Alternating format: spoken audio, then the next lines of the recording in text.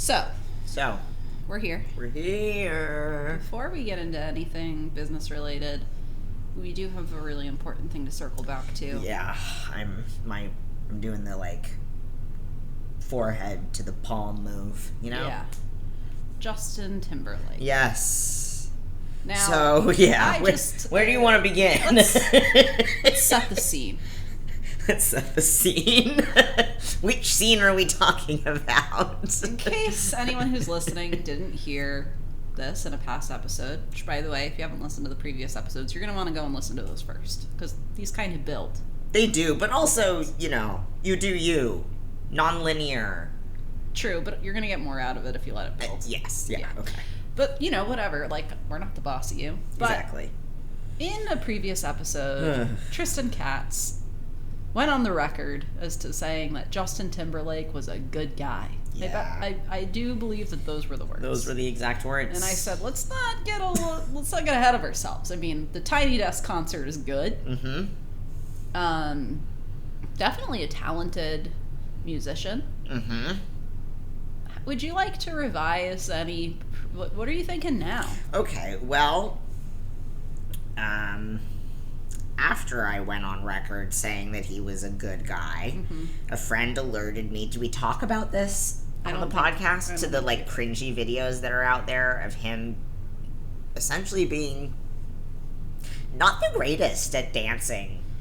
Yeah, I mean, if you haven't seen the hilarious video that's been made into a million memes of him on stage with a look on his face like he's pulling off some great dance moves, but he's really just kind of hopping around weird. Yeah, he's just hopping his feet around. And the other thing that if you start to dig into his cringy dance videos on the internet, mostly on TikTok, it seems, which I'm not on, so my friend had to introduce me to Justin Timberlake on TikTok, essentially, which is rather cringy. And these videos aren't just of him and his bad dance moves, but also him being cringy in a sexy dancing dad of two kids kind of way, why are we still doing that? Why is he still pretending like he's smacking that ass, Yeah. Well, okay, a couple of things. First of all, I do want to say that when I said he's got a look on his face like he's doing some impressive dance, but he's just hopping around or whatever, he was attempting to do a specific dance that is local to... It is a dance that originated in and is local to the city that he was performing in when he did that concert. And I believe he even said that that's what he was going to do. And that's why it was particular. If you look up the video of what that dance is supposed to look like, it was not close. It was not even close. Got it. I do wonder about... I mean, we haven't even gotten to the latest juice of updates, the juice, but I right? will say that I do wonder about, does the fact that he's a father mean that he can't smack that ass while he's dancing? I mean, I don't know. I agree.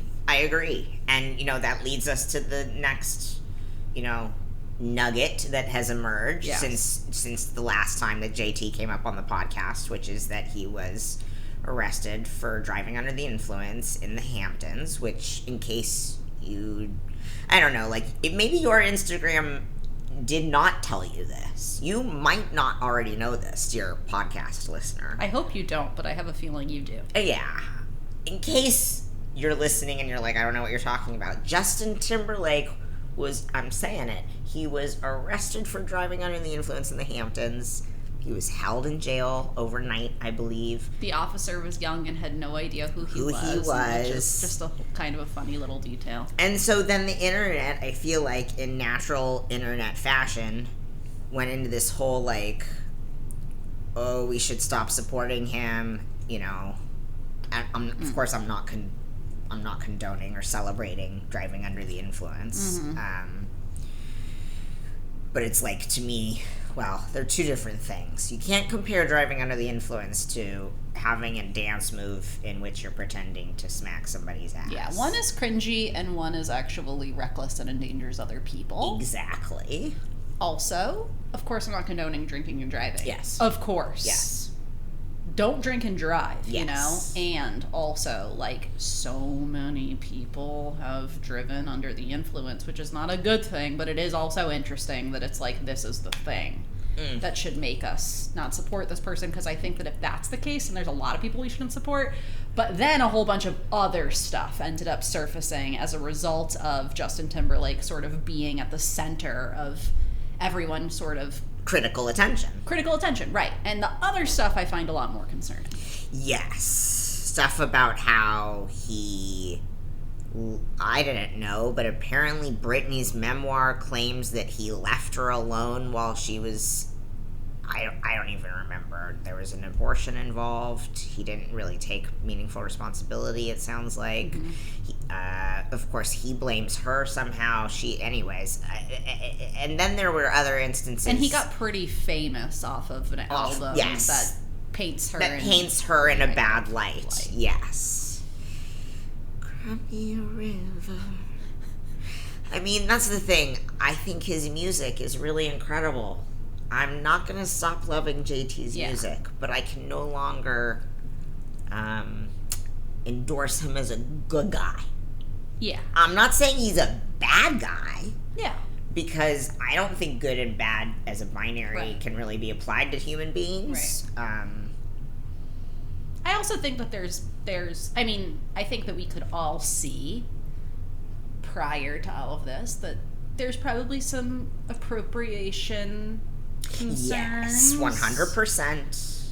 100%. You know. Yes. He does. Not to mention that he hasn't said anything about Palestine with his platform. Yeah. I mean, I know that he's among many who haven't, but I don't think it's that hard. Yeah.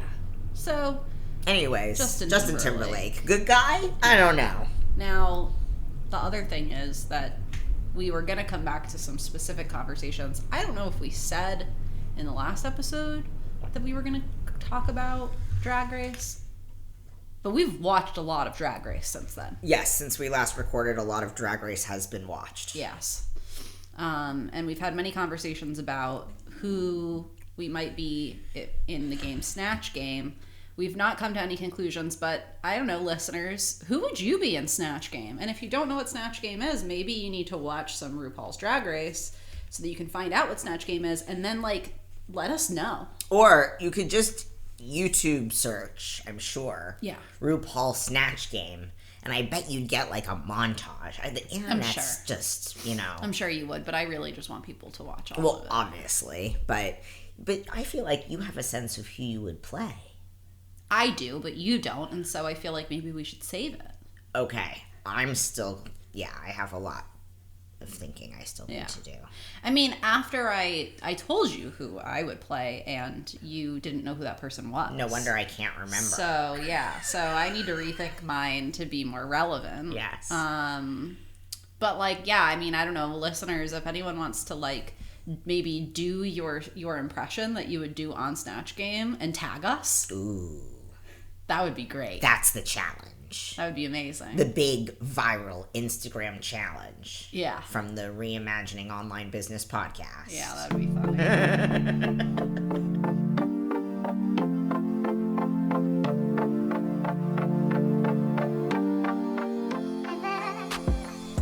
Today we're going to talk about offers.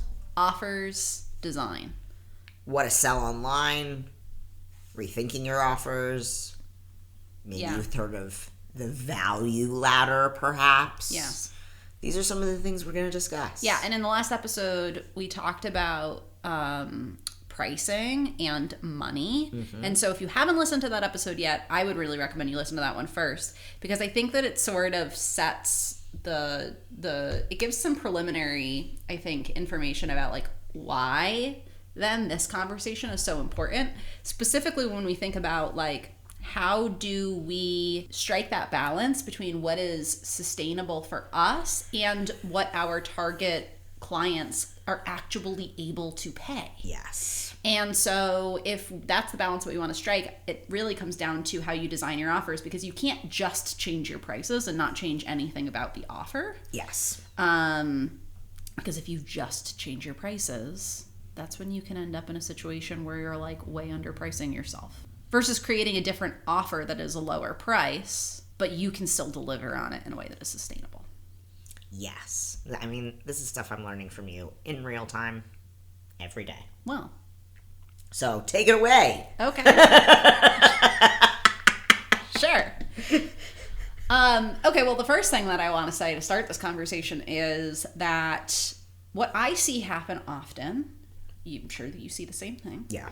Is that oftentimes people start thinking about, like, I want to do a group program. Yes. Or I want to have a one-on-one, or I want to do a course. And there's nothing wrong with that.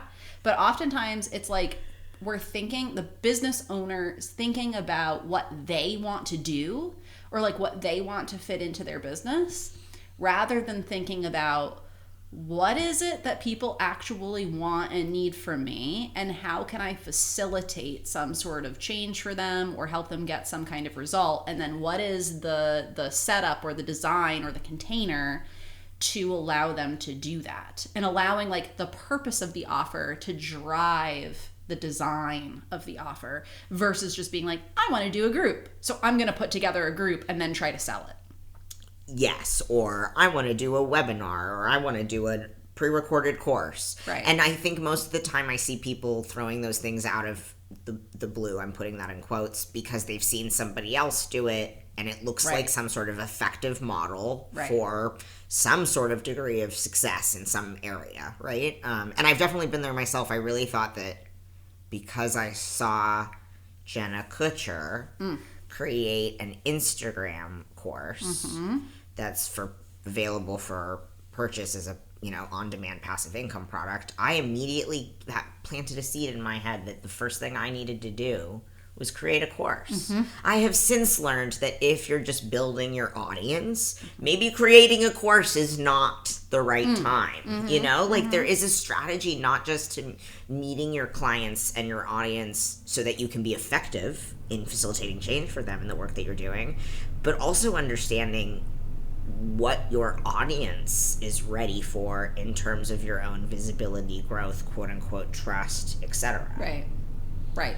Yep. Yeah, like what's actually so we're kind of talking about two things here. It's like, for one, on the one hand, is it even that strategic to just be thinking about, okay, for my business it would be good for me to create a course at this point? Like, maybe not. And then also when we think about, like, okay, what's the purpose of it? Yeah. Just today I was on a call with a client who was talking about a new offer that they wanted to develop, and they, before starting to think about anything else, wanted to talk about like the time frame of when they were going to offer it and when they would be meeting with people and what the structure of it would be. And I was like, okay, hold on, let's like back up and think about, like, who is this actually for? What are they experiencing? Like, what do they really value and want? And then how would you actually lead them through what it is that you say that you're going to do? Start with that, and then figure out, okay, if that's what I'm going to do, how could I then structure it to do that versus the other way around? Yes, and how can I meet them where they are, Right. in terms of their capacity, in terms of time, Right. in terms of money, etc. Yeah, and sometimes the best way to do that is going to be that you just get on a call with them one-on-one and you help them, or you meet with them. Sometimes a class or a course or a group program is better, and sometimes those considerations come down to who is this person and what are they able to pay you.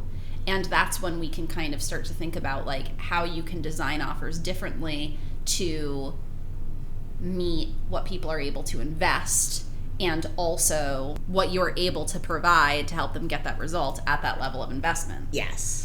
So here's my question. Do you feel that that it would be effective to discuss the role of methodology in this? Or do you feel that it would be more effective to talk about what we have been previously taught about offer structure and like the value ladder specifically? Well, let's talk about, because I think that I feel like we've talked a bit about the value ladder. We can definitely revisit it. Touch upon it. Let's definitely revisit it. But I do think that talking about methodology is important here, because I think that it's like, there's a lot of things that I think we've gotten wrong about how to think about having a methodology. But I also think that when we're thinking about how we can structure offers differently to get people to the same kind of result, having some sort of methodology can make that so much more straightforward. Great.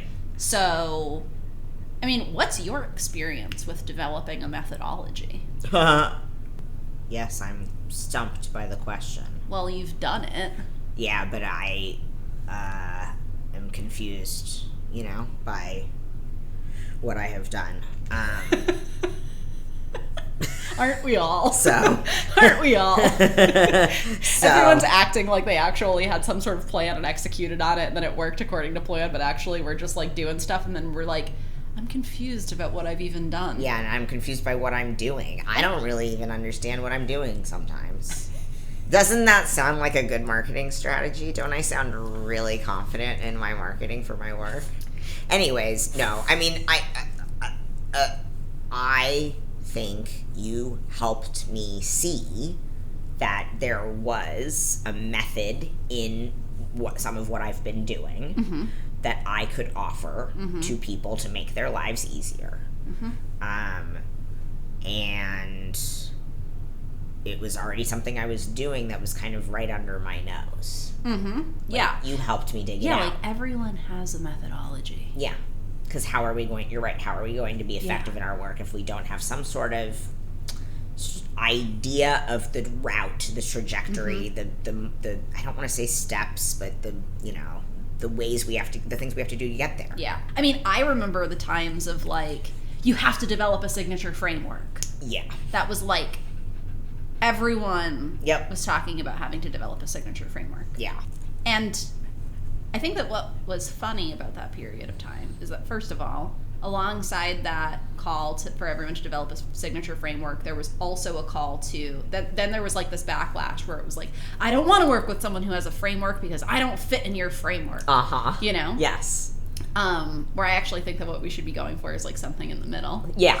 And now I feel like we're in a moment where it's like, I don't even buy that you have a framework. Yeah. I think it's bullshit. Just like you saying you're practicing ethical marketing or ethical or anti-capitalist business or whatever the fuck. Also, stay tuned for a future episode on that.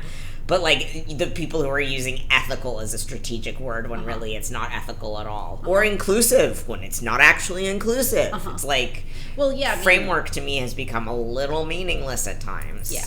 Which is part of why I think I haven't been like, come learn my framework, come learn my methodology. It's also so, like, pompous and ownership. I didn't create this.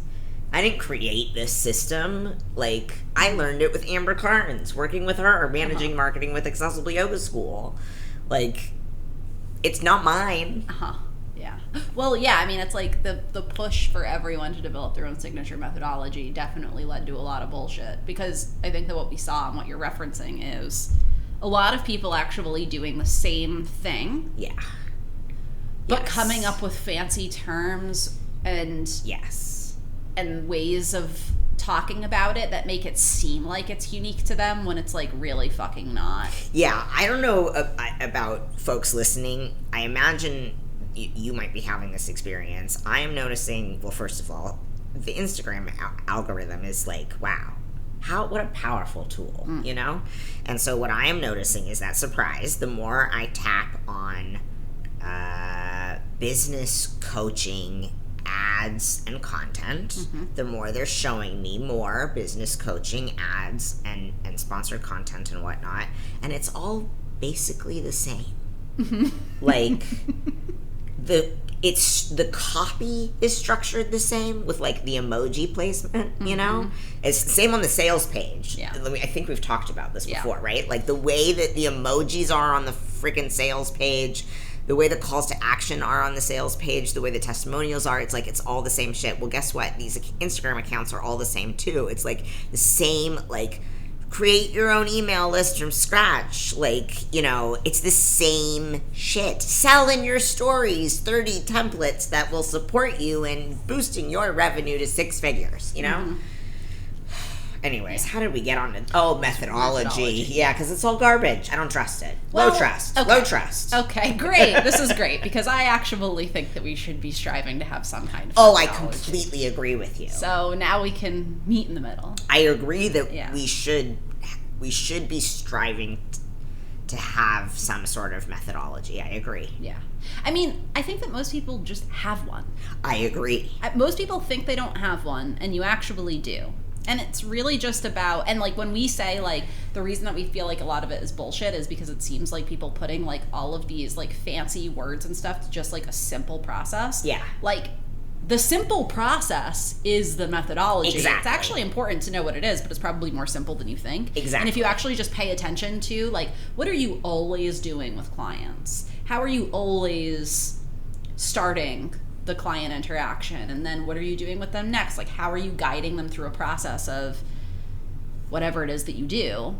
Whatever that is your methodology. And what I think is valuable about it is if we can be, as we're working, like, so your methodology, I think, you develop it over time, and like we should always be trying to get better, and we should always be adjusting. We should always be iterating and looking for ways to improve and incorporate new learning. And growth and change. As we do that, what we should be aiming for is to become more consistent in our ability to help people do what we tell them with our clients. Help them do. Yeah.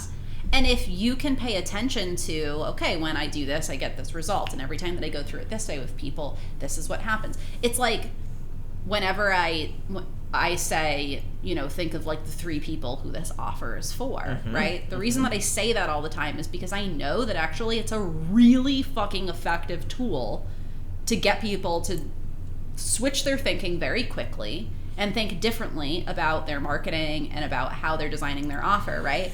That is a part of my methodology. I didn't come up with it. There's nothing fancy about it. It's one question, but it also works. And so I'm going to keep fucking using it because it works well. Exactly. Rather than having to like reinvent the wheel every time. Yeah, I'm thinking about like, okay, my signature methodology. I'm putting this in quotes because I'm thinking there's lots of methodologies in my work that I'm employing. Yeah. That I've created myself, but have probably been influenced along but the way by many things and people, and you've taken like so many trainings. Exactly. And you've done so many, and like, it keeps evolving. Yeah. And look, I could be out there. This is an interesting thing I'm thinking about because all these Instagram growth coaches, you know, who say that they can almost guarantee that they'll help your Instagram grow. That's exactly what they're saying when they say they're an Instagram growth coach. If you might listen to my voice.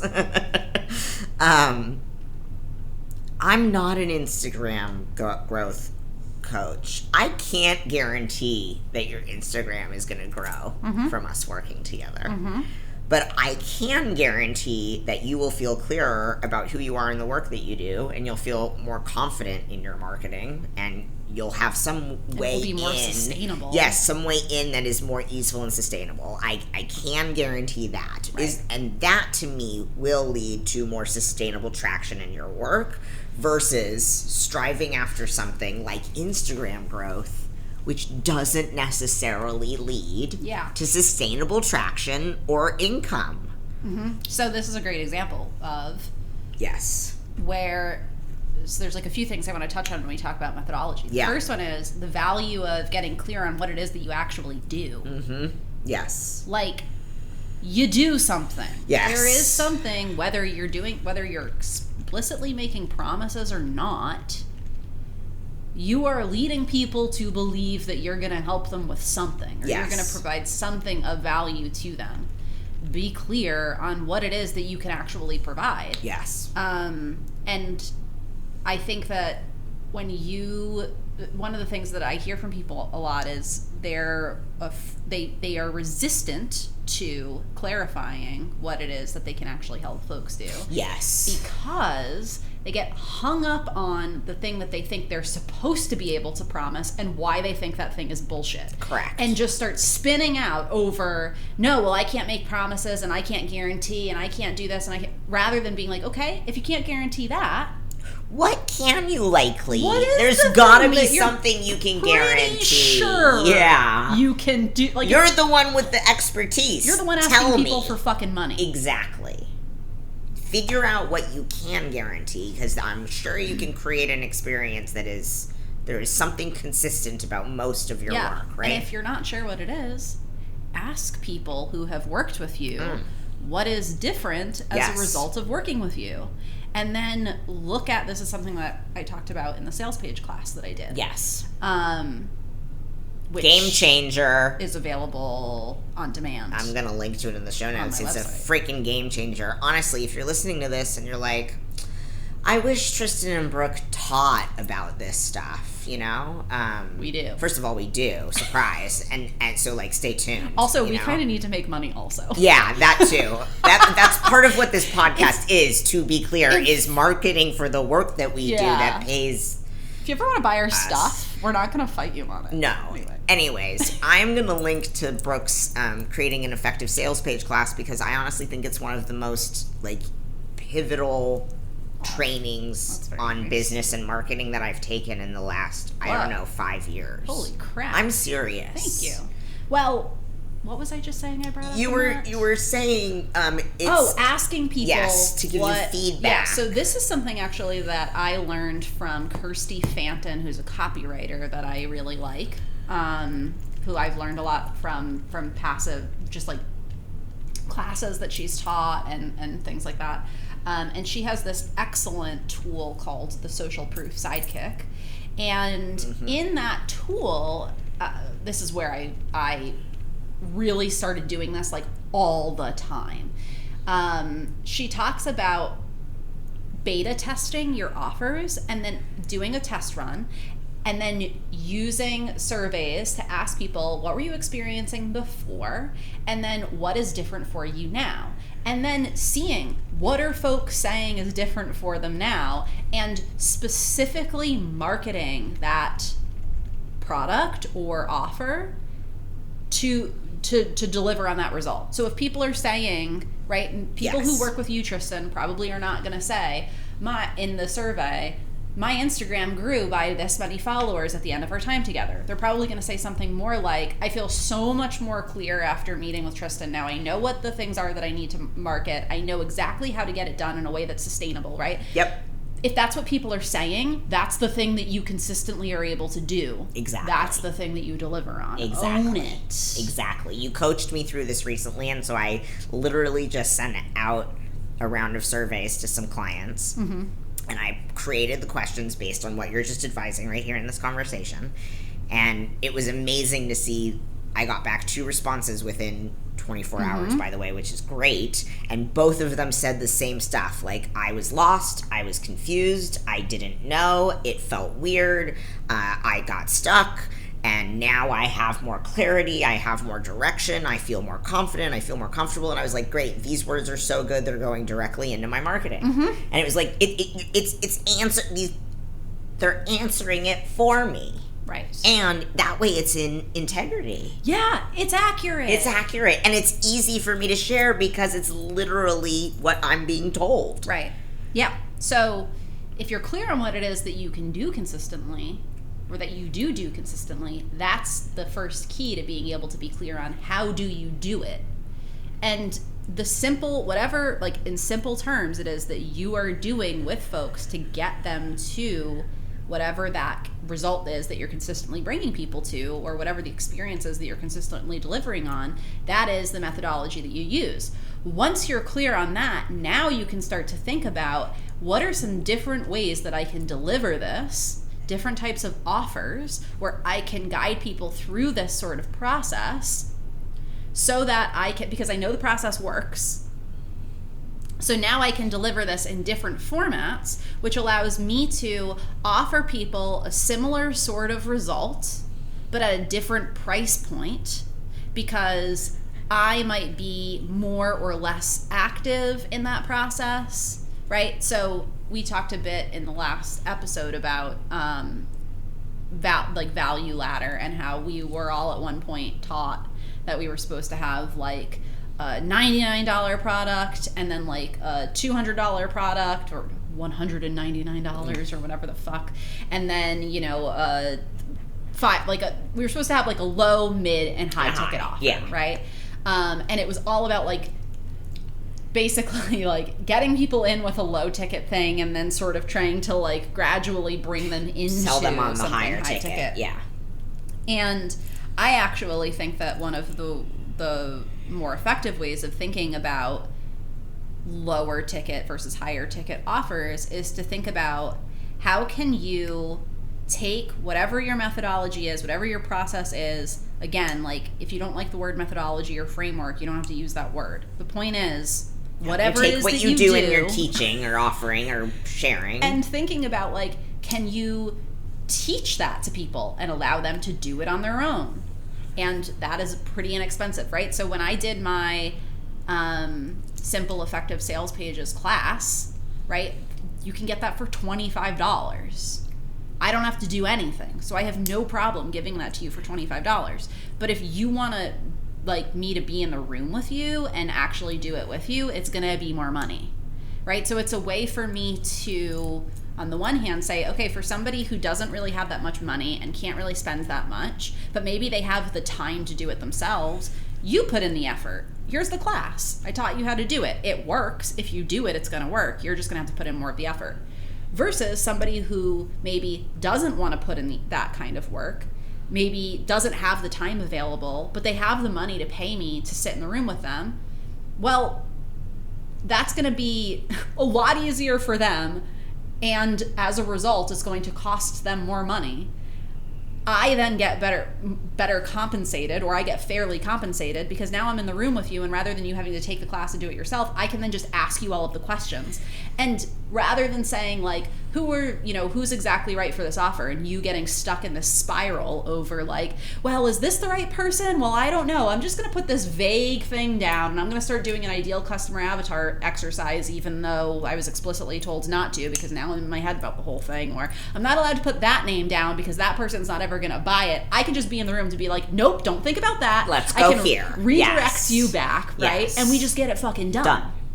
So that's an example of like one way that you can design your offers differently, the structure of your offers differently. Yes. To guide people through the same kind of process, but match different price points. And you do it by playing with that trade between who's putting in more of the effort here. It's such a brilliant way of looking at it. The way I conceptualized of the value ladder wasn't even like, oh, you have a $99 offer and then a $199 offer and then a $333 offer or whatever the hell it is. It was, you have a freebie that gets people interested and on your newsletter list. You have a cheap, it's a terrible word because what does that even mean anymore? And it's relative. You have a sliding scale, or let's just say financially accessible, whatever that means, on-demand thing that also gets people in the door but charges them more money, right? So you're getting a little bit more money from them, still with the hope though of getting even more money from them, right? And then you have another thing that's like a step up, that's maybe like a 1-hour workshop or a 2-hour live workshop that you offer this many times a year, and that's another way, you know what I mean? Right. That, to me, that was what I was understanding as the value ladder, and to look at it instead as, how can I still be effective with my clients? How can I still be effective serving my clients and meet them where they're at in terms of their needs, their time, their resources, whatever is most available to them, and get it done effectively? It's so much more oriented towards being of service and towards actually being effective in your work, and so much less oriented towards self-serving my bottom line. Right. And it just feels like, as long as I'm thinking about it from this perspective, it's got to be more effective. Right. Yeah, and that's the thing. It's like, I don't know that I think that everything that we're saying could totally overlap 100% with the value ladder, and putting that in quotes, like model. Yeah. But the problem, I think, with the way that we were taught the value ladder is what you're saying. Yeah. And not only do I think that just thinking about it from the perspective of your bottom line is really actually not that effective, I also think that most of us, like people like you and I and people who are listening to this, that doesn't click for us. No. Because if we're only thinking about ourselves, and the moment that it comes to actually getting somebody through the door, we're feeling that disconnect and that lack of integrity or that misalignment, and it fucks with our ability to actually show up confidently and talk about the thing or sell it. Yes. Now, in addition to this, thinking about things in terms of maybe teaching them how to do it themselves versus maybe a group program where you're helping guide them through it, but there's more people in the room. So now it's like a middle of the road kind of price point versus a one-on-one. There's other things that you can think about when you are designing your offers to make them more effective and also to play with price. So one of the things that, and this is not anything revolutionary or new, but I would say if you're clear on, okay, I bring people from this point to this point, I help people, you get clear on what it is that you're consistently able to deliver. Once you're clear on like what your process is, you can start to get a bit more specific about what all of the pieces are that are involved with that. And you could start to break things down to be more specific. Mm-hmm. So again, another thing that we were taught about the value ladder, that you use your freebie to get people to basically build awareness. They're at point A, yes, and you're using the freebie to sort of build awareness around what the solution really is, and then the workshop brings them from point A to point B, and then the next offer brings them from point B to point C, and the next thing, right? Yeah, so you don't ever really fully, meet their needs. You just like breadcrumb them along into paying more and more and more. Yeah. Right. It's manipulation. Yeah. It feels manipulative. Yeah, I mean, most of the online business world is full of. We know. That's why we're here. Please continue. Yeah. Sometimes what I see happen is people get clear on what their methodology is, and then they're like, I could do this whole big thing that's going to bring people from here to here. We could do all of it together, and we're going to tackle this, and we're going to tackle this, and then we're going to go into this, and it's going to be a 6-month program, and it's going to be all of these thousands of dollars. And it's like, great, that's a great idea. Except that there's a time barrier for people to sign up. Yes. There's a financial barrier because it's more expensive. Yes. For people who want that, great. And some people might just need the one piece that you're doing in the very beginning. Yes. Like, could you break that off and make that its own offer? Yes. And you get really specific on the purpose of this is to get you from this point to this point. We're not doing anything outside of that. And the reason that it's so important is because it sets you up to do this X, next Y, and Z. Yes. thing, right? And that's a way that you can break offers up and make them maybe more manageable. You can also meet people at different levels. So if you work with lots of different types of clients, but they're in different places. Yep. They have different life circumstances or whatever. Having things that are smaller and more specific makes it so that you can serve people at different places or with different circumstances a bit more effectively, and they're not having to go through an entire process, parts of which are already fleshed out for them and they don't need. Can you put this into a practical example? Yeah. So there's somebody who listens to the podcast. They're starting to offer support for people who have been basically prescribed a certain type of diet. Yes. And so let's say that somebody has been told by some kind of provider that they should make these dietary changes. They should be eating this particular diet. And now they have to figure out how to change their life to do that. And there's all kinds of things that stand in the way of that, right?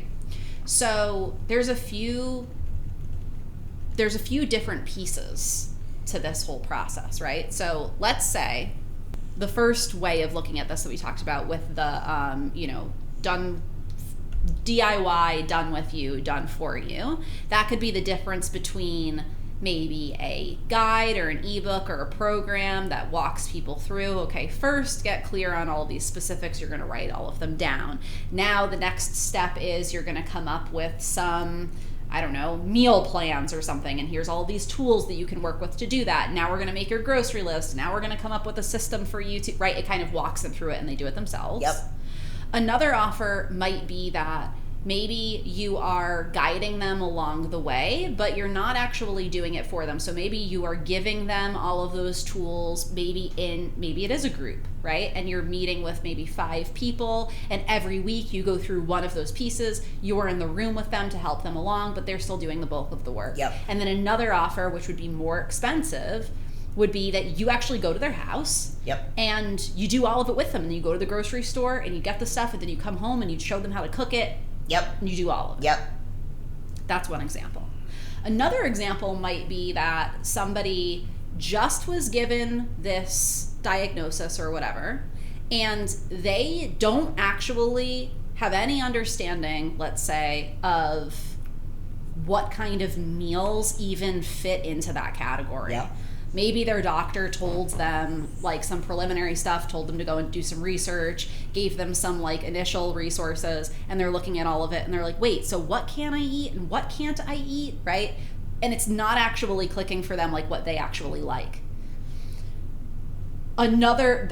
Once they get past that point, now they're able to start to think about how to integrate like some kind of sustainable grocery situation, and then they can start the cooking process. So you could have 3 different things, one of which helps them even clarify like, what do you even like to eat that fits into this?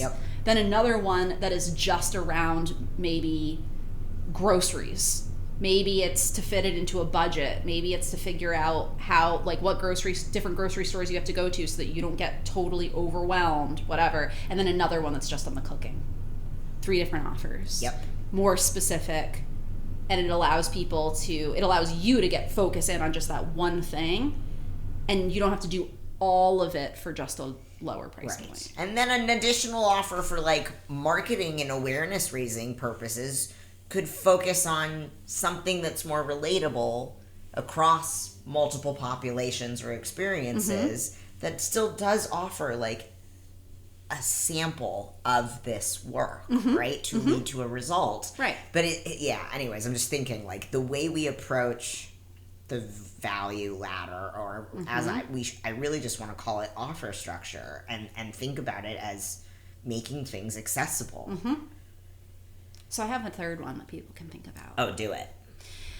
And by the way, I don't think it's just one or the other for all of these, because you could then say, okay, I could have 3 different offers, one that's a DIY, one that's a done with you, and one that's a done for you, just for getting from point A to point B. Yes. Right? Like, you can overlap these and play with all of these. These are just things to think about. Another one to think about is, do you serve different types of clients? Yes. So, for example, let's say for you, right? If you're doing marketing consulting for somebody who has a small business that is local versus a small business that is primarily advertising online and working with folks online versus a large organization, that is going to look totally different. Yes. Right? And so you might come up with different offer structures that are specifically for those different circumstances. Yes. And in doing that, you think about, okay, an organization is going to have a much larger budget. Yes. It's also going to be a totally different process. I am going to create that to be way more in depth, to be way more hands-on, to also be a much higher price expensive. point. Yep.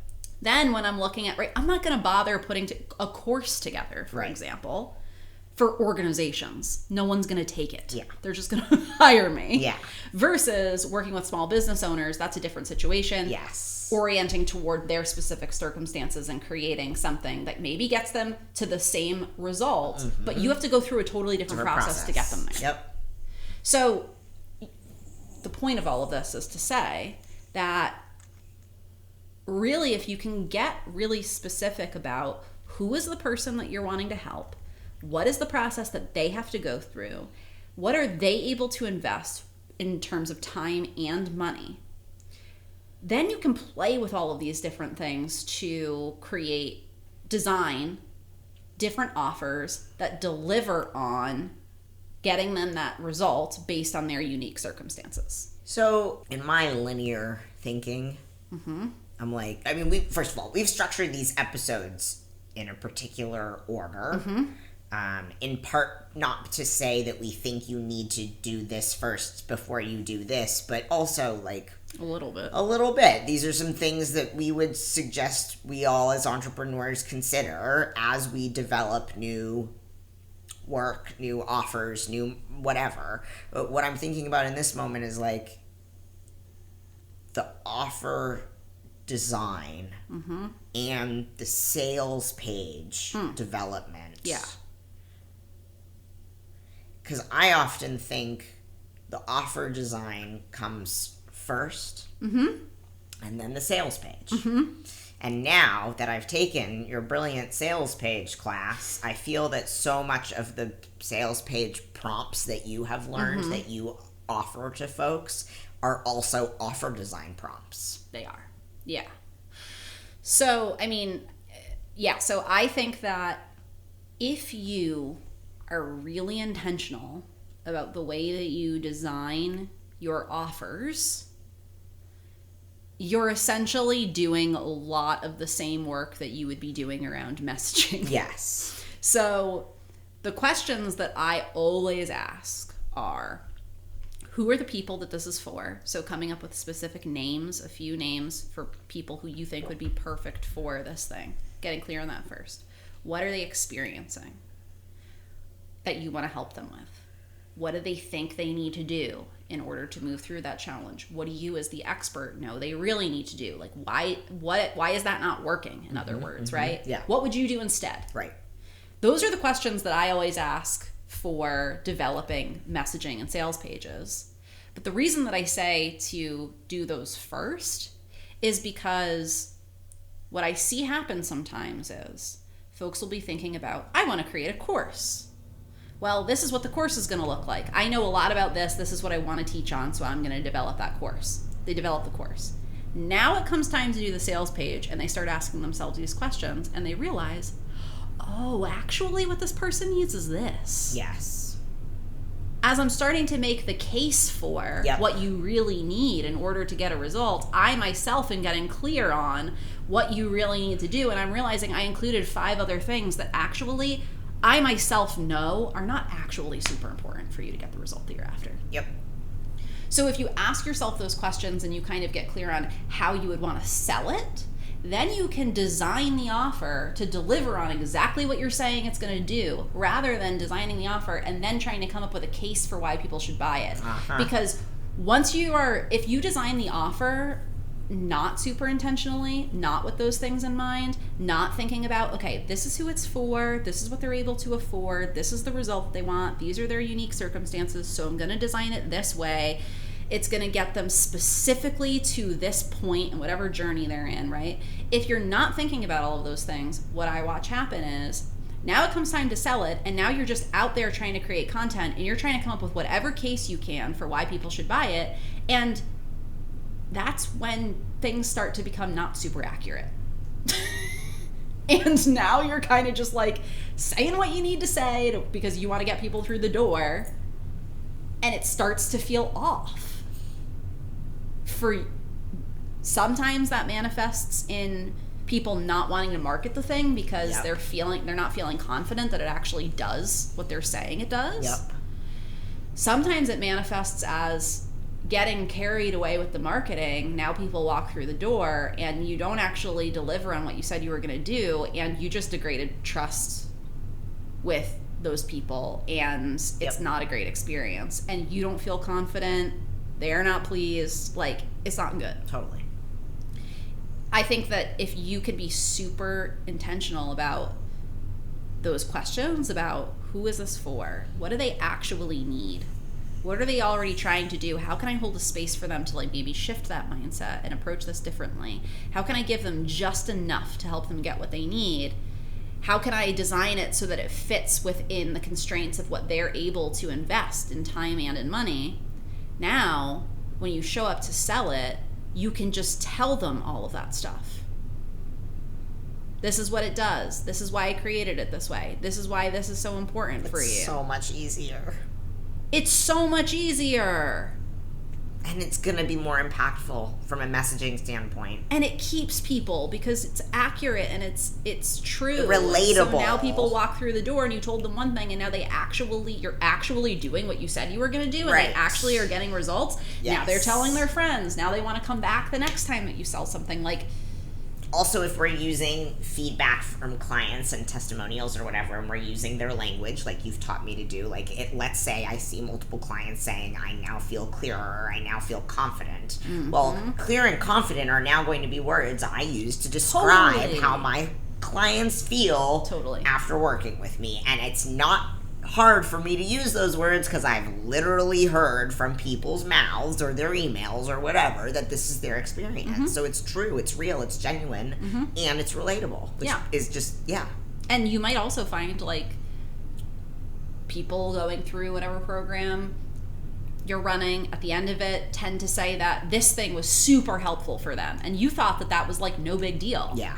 But now you know, okay, like, that is the thing that actually people report as being most helpful. I'm going to, like, double down on that piece. I'm going to maybe allow more space for that the next round that I do, right? And build it more into the marketing, yes. Yeah. We have to keep listening to people's experiences. Yes. Integrating what people are telling you to design a more effective offer. Yes. Stop thinking about it in terms of, well, my dream looks like this. Like, for example, I keep thinking I should do a retreat. Mm-hmm. You know? And then I sit down and I think out about how many hours it's going to take. Let's say I travel somewhere, and then let's say I have to market it to so many people in order to cover my travel. And then let's say not just market it to so many people, secure so many registrations to cover my travel. Who's going to come? Which of my clients do I know would be able to invest in that kind of time? Where are they coming from? What are their circumstances in terms of childcare, not to mention financial access to paying the tuition for the retreat? Mm-hmm. Like, how long can it be? Is it going to be worth my while from an offer structure and meeting my clients' needs perspective? Or is it just a retreat dream that I have that is really just a dream? I could still do it, but then I want to do it knowing that this is going to be the outcome for the business and the revenue, rather than thinking because I have this dream, they will come and it will work out financially. Yeah, I mean, and then I think that what that points to is the reality that, and we were talking about this in Biz Camp the other day. So, so let's say that you have this dream. Let's use this as an example. I want to do this retreat. And then we start to think about, okay, who are the people in your audience? What do they really need right now? Childcare. What are they able to afford? What are their life circumstances? All right, well, for most people, this isn't really going to work out. You have the option to do different marketing for it. Exactly. You can figure out a different marketing plan to get in front of people who would be the perfect fit for that. But that then needs to become your next step. Yes. Not just do it because you want to and then think that it's going to match your audience. Like, it's not about you can't do it. You can. It's just you're going to have to go about it a different way. I mean, part of what I hear you saying, too, is if we sit down, it's so wild, and get strategic, then we don't have to close our eyes and cross our fingers and our toes and hope that things work out. Yes, and, this is really going to throw everyone for a loop.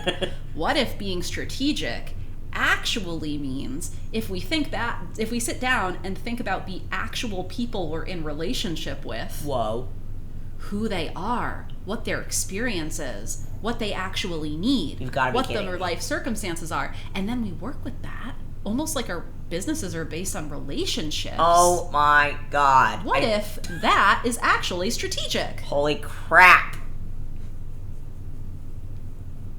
You know, that's going to lead us nicely into a conversation about marketing. Yeah, it sure is. But seriously, what relationship are we centering in our business? Is it our relationship with ourselves and our ego? Our relationship to our business. Or our relationship to our business, our relationship to our bank accounts, our relationship to our bottom line, our relationship to appearances and visibility and notoriety and reputation? Or are we centering our relationship to the work we want to do with the people we want to care for and serve? Truly. And how are we centering that? Yeah. And if we're just coming up with offers that don't actually meet them where they are, that they can't access, that are unrealistic financially, time-wise, or in terms of serving them and really getting it done and being effective with them, then how could we possibly grow an effective business? Yeah. And you know what? This is the other thing I'm going to say. Say it. It is way more fucking fun when your offers are effective. It's so nice. I know. When you, like, put something together super intentionally because you know that it's, like, actually going to work, and then you get people into that space, and then it, like, works, and people are like, wait a second, you're doing what you said you were going to do? Wait. This isn't just going to be another, like, sitting through another class or whatever where I'm told things that I already knew and I zoned out through half of it. Like, this is actually getting me a result. Like, it builds your confidence. Yes. You're going to like it more. It's so much easier to show up and do it. I'm thinking about all the, like, business marketing consulting work I'm doing and how much easier it is for me to do that if it weren't for having to also educate about identity and power. You know what I mean? I'm like, if I didn't do the equity inclusion work, it would be on some level so much easier for me to keep showing up. I'm just laughing. But it is getting easier to do both at the same time. Like, I'm finding that it's getting easier because my offer structure is more dialed in. Yeah. It puts you more in a spot where you're doing things that you're actually really good at. Yeah. Right? Like, I think I don't want people hearing this conversation thinking that what we're saying is, who cares about what you want to do? Yeah, no. Just do what other people want you to do. No. That's not it. Actually, if you are really asking yourself these questions and you're really sitting down and thinking about the people you're in relationship with and how you want to support them, this is going to get you closer to what you're really good at doing. Yes. It's going to put you, it's going to place you in a spot where you get to show up and do something that actually comes more naturally to you and is more simple. Yes. That is my experience. Yeah. And you can talk about it in a way that I think is going to resonate for people because you can just be fucking honest. Honest and clear. And you know the words to use. We're not going to have many bloopers for this episode. No, we aren't. We just got this one done. Yeah, we just did it, everybody. Well, Sorry. in part because Brooke just, I feel like I just listened and nodded and added my 2 cents every now and then. Well, good, because the next episode, I think I'm going to be doing a lot of that. Great. Because in the next episode, we're going to be talking about content marketing. Content marketing, Which two of my favorite words. No, good for you. They're not my favorite. I could talk about content marketing all day. Great. In fact, I often do. Great. That means I don't have to do much talking in the next one. So that's going to be the next one. Cool. We'll see you back here. We don't know when. Who the fuck knows when that episode's going to come out? It'll come when it comes. Yeah. Stay tuned. Sorry. Talk about giving the people what they want. Hey, no more apologizing. Oh, right. Thank you for listening to our erratically released podcast episodes. For respecting the fact that we're going to release these when we can release them. We release these when we release them. Yeah. And also, thank you for listening, and thank you for sending us messages. Oh my god, the feedback on this show has been so sweet. So sweet. I can't, honestly, I think I can we us when I say, like, it really means a lot to us to get those messages. It really means a lot to hear the experience you're having of the show and that you're enjoying our really does. Witty, sarcastic banter. I know. Sorry this one wasn't more bantery. Yeah, this one was more of a dud, but I bet it delivered results, you know? More of a dud.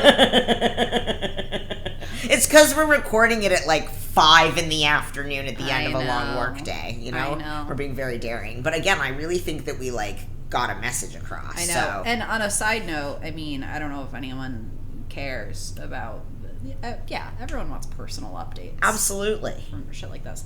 I just went from, like, having... It felt like no work. It felt like my business just, like, stopped. To then all of a sudden having, like, way more work than I've had in years. I knew it was going to happen like that. Yeah. And by the way, y'all, in case anyone's wondering, it didn't happen the way I thought it was going to. And surprise, it came from a relationship that I had a person, an actual human being. Imagine somebody that. you know? Someone that I know. Huh. I did no funnel, no email sequence. It was like, Whoa. I talked to There was people. no freebie? No freebie. Not a single freebie in sight. And then it was like, here's all of this work. Not the work I expected, but we're doing it. So that's cool. Yeah, I am seeing more and more, and maybe we can touch upon this in upcoming episodes too. I'm seeing more and more that a marketing strategy cannot exclusively rely on any one space, approach, platform. It has to be a holistic approach to generating visibility and awareness about what you do, and nothing is one-to-one anymore. Like, I think all these statistics about, like, you can expect this much revenue based on this many email subscribers. I think it's fucking garbage, first of all. Don't buy it. All of that to say that, to me, relationships, if we're not actively building relationships and community, we're gonna suck at our marketing. It's the whole point of fucking marketing, is actually just to build relationships. That's the whole fucking point. If you think you're gonna do this in a vacuum, I have news for you. Seriously. If you... Now we're just going. No, I think we should pause it. I mean, we could keep recording and we could turn this into the next one. Well... But like, I just feel like we have a lot we could say right now. We do have a lot we could say. But I will say this one last thing, because I was going to say it earlier in the episode. So we'll end on this. Great. If you are struggling to bring people into your offers, just take a moment and check in on whether or not you are operating in a fucking vacuum. Like, is it just you and your computer every day? And, like, you with headphones in, maybe listening to this podcast, and you trying to learn things on your own? Or are you actually, like... talking, interacting with people? With your people, your colleagues, your clients, the people you serve. Yeah, because it's not going to happen alone. No. And I hope we're not giving the impression that, like, if you do this... No. It will all work out, because I hope it's pretty clear at this point that that's not how any of this works. I don't think it's as simple as, like, once you dial in your offers and you're clear about what you're providing and how you're doing it, and you make sure that people have access to it at different price points and time, I don't think it's like, and then everything's going to work out. Like, I think we have to continually come back to the moment we're in, too, and recognize that people are spending their money differently, you know? And their time and their energy, and our capacity is different, so... But I do think that if you have solid relationships, like professional relationships, and people understand what you do and they trust you, you could actually probably not do anything else that we say to do and still be okay. Yeah. Like, I know. It actually... It's almost like community is everything. And this is coming from somebody who knows that that is one of the things that holds me back. I isolate. I tend to isolate myself. I'm not saying I have it figured out. I'm just saying, like, it's the relationships that usually come through. Yep. Okay, bye. On that note, go build relationships with people, like, in a meaningful way, in a nice way, in a, like... Well, this is a relatively short introductory chat. I mean, we could talk about other things in our introduction. Do we want to, or do we want to just go? We can just dive right in. It's a pretty juicy conversation today. Juice. Was that a good segue? Did that bring something out? There's never a segue. I just end the intro and then we start talking. Okay. I end the intro, I put the music in, and then we start. Do-do-do-do-do. Whoever is Make having... sure you yell that straight. Do you see what happens Great. when you do that? I'm really glad that the mic went Yell up. it straight at the mic. It's fucking garbage. If you can get this into the red so that everything starts cracking, that's the best. Fucking garbage! Anyways...